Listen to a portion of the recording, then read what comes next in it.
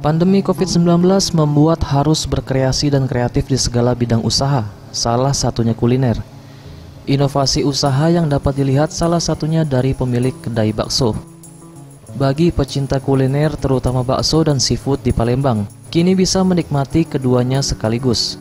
Adalah bakso gurita, salah satu menu andalan di salah satu kedai bakso yang berada di kawasan Talang Semut, Palembang. Dengan gurita utuh seberat setengah kilogram menjadi pembeda dan yang pertama di Palembang. Gurita sebelumnya sudah direbus dengan air lemon untuk menghilangkan rasa dan bau amis dari gurita. Kemudian dicampur dalam satu mangkok dengan bakso seperti biasanya. Dengan tampilan yang tentunya berbeda dari bakso biasa. Dalam 2 minggu penjualan sudah bisa terjual 30 porsi dalam satu hari. Untuk animo dari masyarakat untuk selama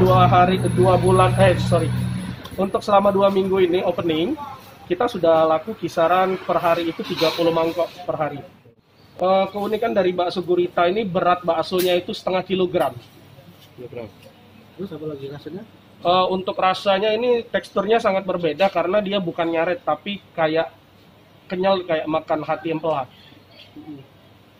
Campur sama bakso biasa gitu ya? Kita campur dengan bakso.